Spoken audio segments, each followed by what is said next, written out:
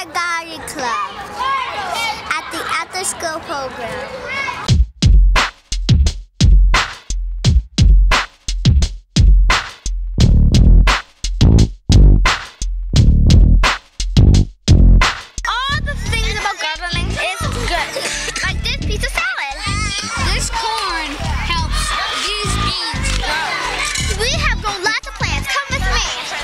You grab something from the garden, you wash it, then you eat it. Have a snack, dinner, or something, whatever. Or dessert. We have lots and lots of plants. We're going like this radish. Kevin says, show the people the radish. Radish turnip, radish turnip. If you haven't noticed the environment around our school, there's not much green except for what's growing between the cracks in the cement. I didn't know, but this is how we would grow plants. This is an amazing thing to do, you know, to our kids and first grade, second grade, and third grade to know how to garden. These are very good plants. They are food and stuff like that, and they will make you happy. We're eating strawberries and blueberries and this, and it's really good because this is a vegetable. Today we're planting some seeds. So these are the beans. I'm gonna pour some in my hands. It has some strawberries, potatoes, purple potatoes, pink potatoes, white potatoes. And these are the strawberries we're going to grow today. It's basically this little corner in the recess area where we have plants growing. Basically all we had was a parking lot to start the garden in, and so that was the challenge of the Zanetti garden, was to figure out how do we grow food when we are surrounded entirely by pavement.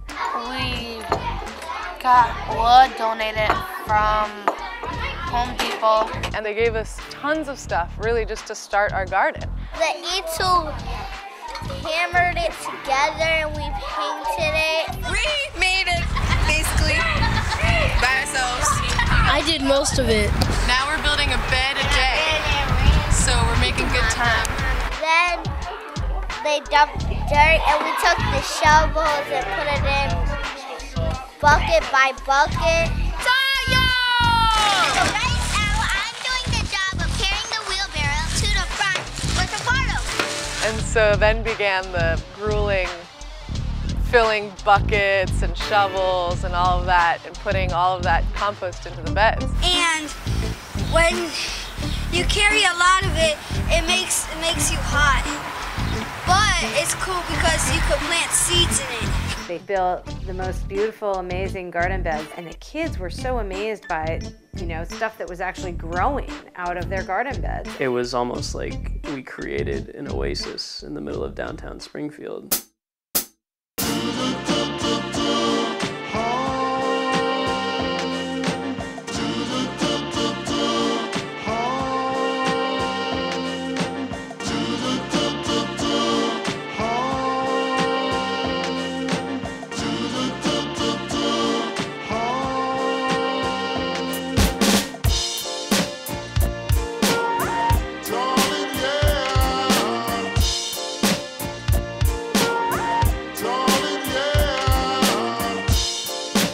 I had no idea it was going to turn into such a bountiful little space. See here, we got some beautiful plants. Squash, popcorn. I like the kale. I love strawberries and blueberries. This is pollen like you saw in the flower. This is how pollen looks. I get to teach them things that they are touching and eating and growing and playing with. This is what I call instructing. This was a way for children to gain multiple educational experiences, from hands-on to real-life experiences, to nutrition, to math, to science. Our students living in the city, they don't have the background knowledge about plant life and really hands-on experiences with that will help them just in life in general and give them a higher appreciation for things, but also background knowledge for testing. There's some very excellent examples of organizations who are doing just that kind of education. School Sprouts Educational Gardens designs and implements garden-based educational programs for schools, after-school programs, and community centers. If schools are supposed to be where we learn about the world and how things work, then how come we don't learn about where our food comes from? Do you get it? Like, we're only kids in a school,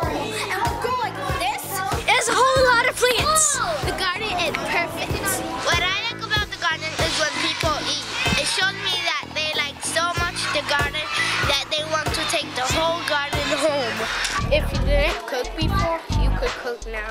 I wish when I growed up, I was like a chef. When you grow up, you know how to make food and you don't have to ask people. Because I got the chef hat. We made it by potatoes, shredded. They grew a tremendous amount of food in those garden beds. Plant it, water it, and make sure it gets sunlight, and you're good. And then you just wait for it to grow. When it is, you just pick it, eat it, and you add salt to it. This is better than Burger King, McDonald's, and Wendy's. It's really, really good. I don't know how nobody likes this stuff. Let's just say that we made food. So it's not just in gardening they understand it, but that when they go to the grocery store, they're looking at the fruits and the produce and they're remembering and transferring the information they learned. Man, I'm gonna remember a whole bunch about this place. It's the first time I've ever been in a garden program, you know? And now they know that being around nature can make them feel peaceful, and maybe they'll make choices to connect themselves with nature as they grow, and that's huge. Fruits and vegetables are delicious and good for you. They make you very healthy. And that's why I love Sammy and Joe in this gardening program for all they have done to our hearts to make us a good gardening people